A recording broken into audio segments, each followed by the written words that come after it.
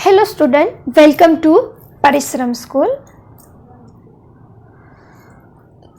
आज हम डिस्कशन करेंगे चैप्टर नंबर 2 के बारे में, जिसका नेम है cascading style sheet and JavaScript. First of all जो फर्स्ट वाला टॉपिक होगा वो है सीएसएस। सीएसएस का सारा टॉपिक पूरा हो जाने के बाद ही हम जावास्क्रिप्ट स्टार्ट करेंगे। Okay, first cascading style sheet or CSS allow you to specify style for the visual elements of the website। बच्चों, आपको ये याद रखना है कि कई बार ऐसे एग्जाम में आता है CSS का फुल नेम क्या है। ओके, कैस्केडिंग स्टाइल शीट वो क्या करता है, तो कि वो जो वेबसाइट का एलिमेंट्स है उसके स्टाइल को वो विजुअल एलिमेंट्स की स्टाइल वो देता है। ओके, यानी कि जो हमारे वेबसाइट में अलग अलग जो एलिमेंट्स है उसको स्टाइल देने के लिए जिसका यूज होता है वो है CSS। इसलिए यहाँ बताया गया है कि CSS allow you to specify style for the visual elements of the website। It's help us to keep the information content of the document separate for the details of how to display it।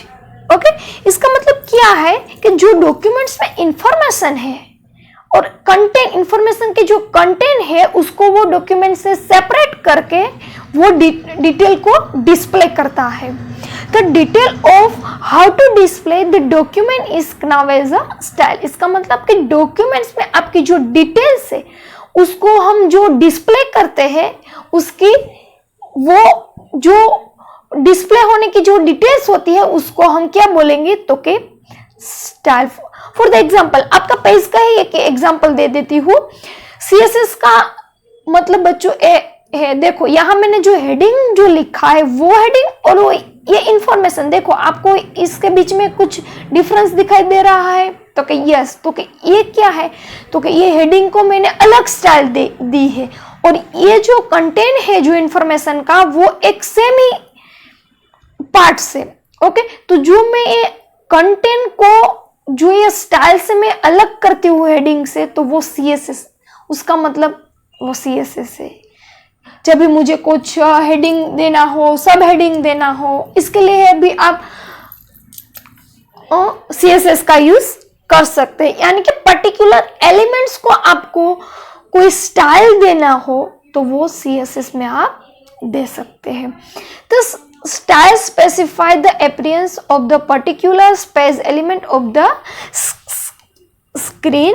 जो वो elements है वो screen पे दिखाई देगा। the keep the style separate for the content help us to जो वो style हमने ली है वो किस तरह से हमें कई लाभ देगी कंटेंट से, किस तरह से वो सेपरेट कंटेंट से होगी। देखो, फर्स्ट तो avoid duplicate encoding, duplicate coding है उसको वो अवॉइड करेंगे। Use the same content with the different style for the different purpose.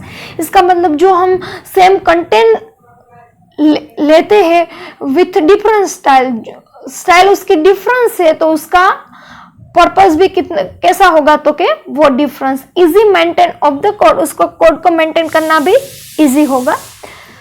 एक एग्जांपल दिया गया है बच्चों, हमने HTML स्टडी कर लिया, हाइपरटेक्स्ट मार्कअप लैंग्वेज जो वेब पेज बनाने के लिए इसका यूज होता है, उसका एक एग्जांपल यहाँ पे दिया गया है कि ये P टैग है।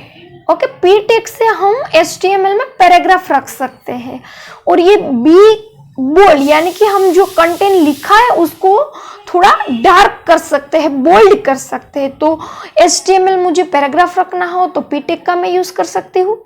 अगर मुझे अक्सर को ऐसे हाईलाइट करना यानी कि डार्क करना हो तो मैं बोल्ड B टैग का यूज कर सकती हूँ।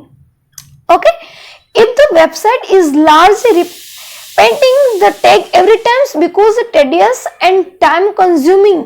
ओके, वो हमें ऐसा बता रहा है अगर मेरी वेबसाइट बहुत बड़ी हो, ओके, तो ये टैग है जो P टैग है, B टैग है, मुझे कई बार इसका यूज करना पड़े तो वो जो है वो हमें ऐसा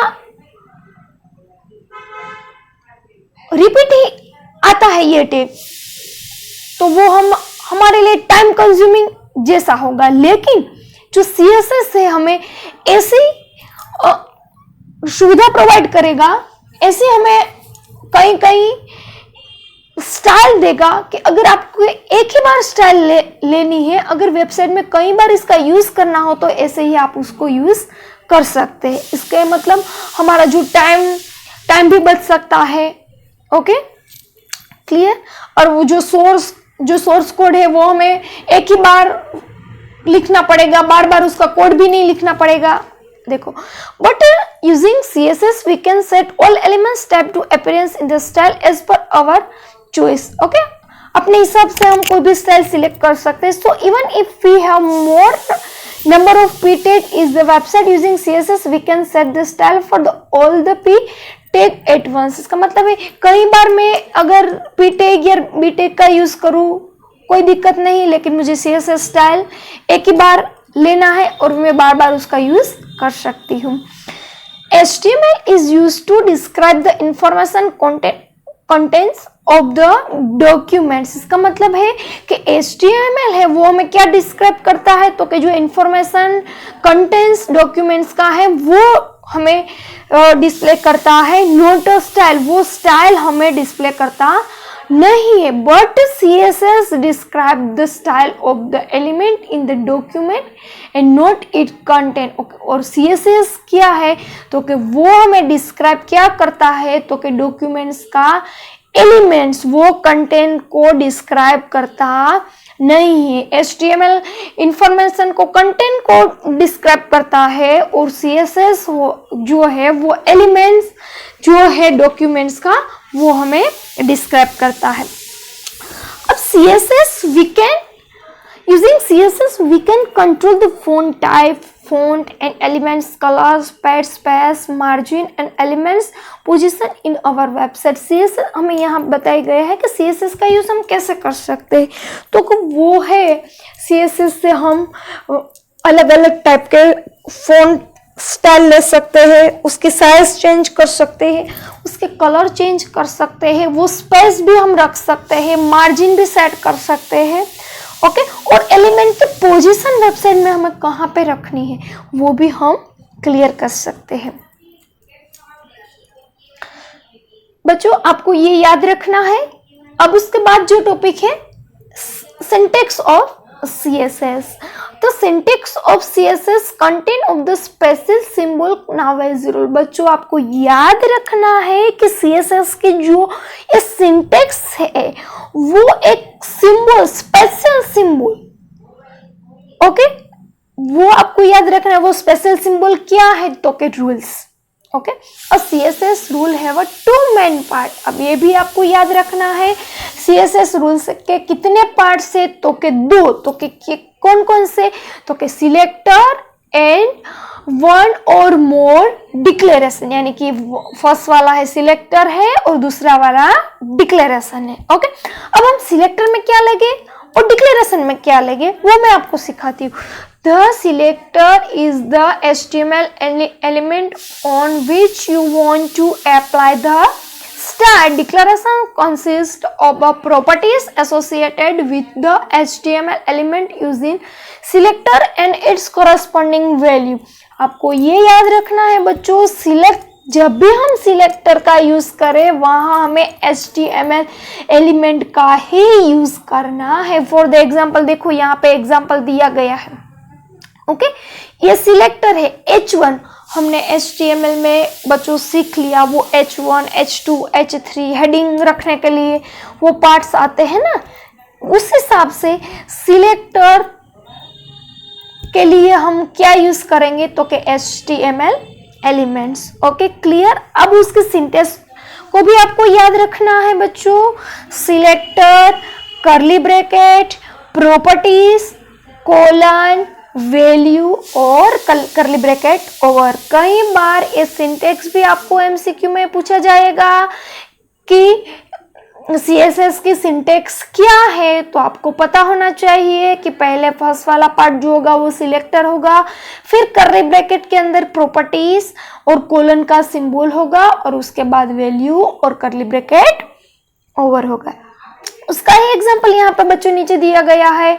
मैंने सिलेक्टर के लिए H1 सिलेक्ट किया, प्रॉपर्टीज के लिए मैं कलर को सिलेक्ट करती हूँ और वैल्यू यहाँ पे ग्रीन है। आपको मैं CSS का लाइव प्रोग्राम भी अपने कंपोजर में मैं आपको दिखाऊंगी। आप पहले ये थियरी बेस कंप्लीट कर लो, उसके बाद में आपको how to create the CSS page वो मैं आपको कंपोजर थ्रू सिखाऊंगी। Okay, practical clear. अब हमें ये CSS यूजिंग कंपोजर में लेना हो। ओके, तो देखो we can easily and CSS using composer. Let us learn how to add CSS to a web page in composer. Okay, हम वेब पेज में कैसे CSS का यूज कर सकते हैं वो आपको यहाँ पे दिखाई गया। फर्स्ट ऑफ ऑल एडिट मेनू में जाके प्रेफरेंस मेनू आएगा। प्रेफरेंस मेनू में आपको ऐसे सिलेक्ट करना है use CSS style instant of the HTML element and attributes. देखो इसका डायग्राम मैंने यहाँ दिया गया है, देखो यहाँ पे use CSS style instead of the HTML elements and attributes। Clear हो गया, ये हमारा CSS का कंटेंट था। Okay, clear.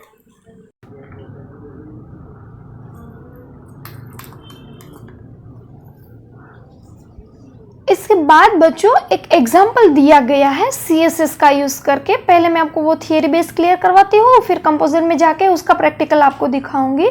इसमें हमें क्या लेना है कि फॉन्ट टाइम्स इन रोमन लेना है, केस को अपर केस लेना है, अलाइनमेंट सेंटर लेनी है, बैकग्राउंड कलर लाइट ब्लू और बॉर्डर डॉटेड बॉर्डर लेनी है। ऐसा हमें CSS का स्टाइल ऐसे रखना है। ओके, तो अब फर्स्ट ऑफ ऑल हमें क्या करना है। फर्स्ट ऑफ ऑल तो अब हम अपनी न्यू फाइल को ओपन करेंगे कंपोजर में। ओके, उसको टाइटल और नेम देके उसको सेव करेंगे। फिर कंपोजिशन टूल बार में ऐसा कैस्केड बटन आएगा, उस पर आपको क्लिक करना है। कौन से टूल बार पे? कंपोजिशन टूल बार पे। ये बटन पर आप क्लिक करेंगे तो इस तरह से आपको एक पेज डायलॉग बॉक्स खुलेगा। इसमें से आपको सिलेक्ट करना है यहाँ से ड्रॉप डाउन मेनू से H1। जो भी स्टाइल आपको सिलेक्ट करे वो आपको याद रखना है। ओके, मैंने यहाँ से सिलेक्ट किया H1।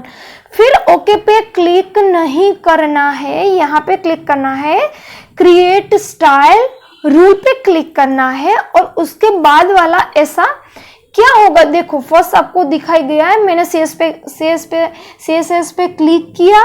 फिर मैंने सिलेक्टर के लिए हमने पहले अभी बोला सिलेक्टर के लिए हम क्या सिलेक्ट करेंगे तो क्या HTML एलिमेंट्स। ओके, फिर मैंने यहाँ पे HTML एलिमेंट्स में H1 मैंने सिलेक्ट किया।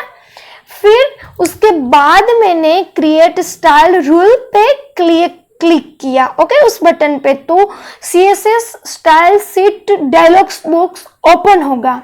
ओके, जो किसके अंडर में होगा तो के इंटरनल स्टाइल शीट इस तरह से। ओके, देखो CSS स्टाइल शीट का ये डायलॉग बॉक्स ओपन हुआ और उसमें यहाँ पे है इंटरनल स्टाइल शीट। ये सब यहाँ पे मेनू दी गए हैं। ओके, इसमें अभी हम जनरल मेनू में है, यहाँ पे कुछ करना नहीं है। ओके, फिर उसके बाद मैंने यहाँ पे टेक्स्ट पे क्लिक किया है। अगर टेक्स्ट रिलेटेड आपको कुछ भी चाहिए, फ़ॉन्ट की साइज है, फ़ॉन्ट के कलर्स है, ओके, वो हम यहाँ से सिलेक्ट कर लेंगे। ओके, यहाँ पे देखो हमने क्या लेना था, अपर केस लेना है तो यहाँ पे अपर केस ले लेना है। अलाइनमेंट सेंटर तो यहाँ पे सेंटर अलाइनमेंट ले लेना है। ओके, यहाँ पे हमें टाइम्स इन रोमन सिलेक्ट करना है तो यहाँ पे टाइम्स इन रोमन को सिलेक्ट करना है। फिर में बैकग्राउंड पे क्लिक करना है। ओके, इसमें हम टाइम्स इन रोमन और अपर केस लोअर केस जो भी केस में हमें चाहे वो हमें केस ले लेना है और मेनू में हमें अलाइनमेंट कैसी रखनी है वो सिलेक्ट करना है। ओके, उसकी डिटेल्स यहाँ पे दी गई है। उसके बाद हम बैकग्राउंड में आएंगे बच्चों। बैकग्राउंड में दो ऑप्शन होगा, कलर और इमेज, लेकिन एट ए टाइम एक ही फील होगा, या कलर होगा या इमेज होगी, लेकिन इमेज सारे पेज में नहीं आएगा। जो आपने CSS की जो साइज ली है उसमें ही इमेज छोटा सा डिस्प्ले होगा। यहाँ पे कलर, अगर आपको बैकग्राउंड में कलर रखना हो तो यहाँ पे आप क्लिक करना है, तो ऐसा बैकग्राउंड को सिलेक्ट करने के लिए कलर का वो डायलॉग बॉक्स ओपन होगा। इसमें आपको जो भी कलर चाहे उसको आपके क्लिक करके ओके बटन पे क्लिक कर देना है। ओके, मैंने यहाँ green colour, light green colour select किया है। ओके, उसके बाद हम वो यहाँ अभी हमने देखा उसकी ही डिटेल्स यहाँ पे दी गई है कि हमें कलर कैसे रखना है। ओके, उसके बाद हम बॉर्डर का पार्ट देखेंगे। बॉर्डर में भी ऐसा है, बॉर्डर में फर्स्ट जो है वो उसकी स्टाइल है। अगर आपको कौन सी स्टाइल सिलेक्ट करनी हो, अलग यहाँ पे आप क्लिक करेंगे तो अलग अलग स्टाइल की बॉर्डर आएगी। यहाँ से उसकी साइज आएगी। ओके, और यहाँ से उसका कलर आएगा। अगर आपकी ये बॉर्डर, मैंने यहाँ पे डॉटेड बॉर्डर ली है। ओके, तो यहाँ पे डॉटेड बॉर्डर आएगी। अगर यहाँ से मैं कोई भी कलर सिलेक्ट करूँ तो वो कलर आ जाएगा। ओके, इस तरह से आप कहीं पार्ट यहाँ से सिलेक्ट कर सकते हैं।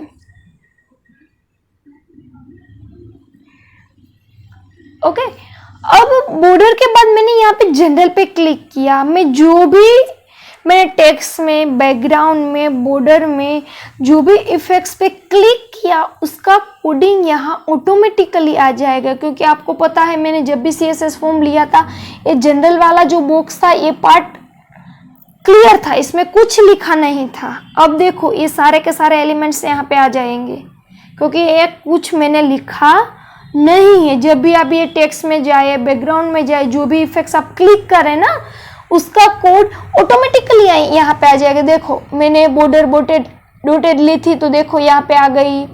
ओके, बैकग्राउंड कलर, यहाँ पे उसका कोड डिस्प्ले होगा, कलर नहीं आएगा। ओके, अलाइनमेंट सेंटर ली थी तो वो सेंटर आ जाएगी, और टेक्स्ट है वो जो अपर केस में आ जाएगा। ओके, फ़ॉन्ट की स्टाइल जो टाइम्स इन रोमन आ जाएगी। ओके, अब आपके हिसाब से आप जो भी स्टाइल लेना चाहे, जो भी कलर लेना चाहे, जो भी बैकग्राउंड लेना चाहे, जो भी बॉर्डर लेना चाहे, वो आप ले सकते हैं और आप रख सकते हैं, और उसका कोड यहाँ से डिस्प्ले ऐसे हो जाएगा। ओके, फिर मैंने ओके बटन पे क्लिक कर दिया है। ओके, फिर देखो यहाँ पे ये CSS का ऐसे तीर वाला जो ऐसे कॉर्नर लेफ्ट साइड है, उस डायलॉग बॉक्स पे मैं क्लिक करूँगी। ओके, फिर स्टाइल रूल्स आएगा और ओके बटन पे क्लिक हो जाएगा। देखो ओके, लेकिन उसके CSS स्टाइल हमारे पेज में डिस्प्ले नहीं होगी, तो उसको लेने के लिए हमें क्या करना है। देखो, फॉर्मेट टूल बार में जाके सिलेक्ट हेडिंग 1 ऑप्शन को आपके पेज में इंसर्ट करना है। कैसे इंसर्ट करना है वो मैं आपको अभी प्रैक्टिकल में सिखाती हूँ। ओके, लेकिन याद आपको रखना है वो टूल बार कौन सा है। तो क्या फॉर्मेटिंग टूल बार में जाके आपको हेडिंग, जो भी आपने हेडिंग लिया है, मैंने वहाँ H1 लिया है तो यहाँ पे हेडिंग 1 आएगा। अगर मैं H2 लेती हूँ तो यहाँ पे हेडिंग 2 आएगा। ओके, और यहाँ से देखो यहाँ पे दिखाई दे रहा है, यहाँ से ये फॉर्मेटिंग लाइन है ना, वहाँ से मैं H1 सिलेक्ट करूँगी तो यहाँ से आप कुछ भी लिख सकते हो। ये हुआ हमारा CSS का फॉर्म। ओके, क्लियर बच्चों। ओके, और ये कोड ऑटोमेटिकली यहाँ पे जनरेट हो जाएगा CSS का। मैंने कुछ लिखा नहीं है, वो भी मैं आपको प्रैक्टिकल में, कंपोजर में लास्ट टाइम हमने वो फॉर्म क्रिएट किया था, तो यहाँ से सोर्स में जाके हम उसका कोडिंग देखते थे ना। तो आप CSS लेके यहाँ सोर्स पे क्लिक करेंगे तो उसका कोड यहाँ से ऑटोमेटिकली हमें सोर्स में दिखाई देगा। ओके।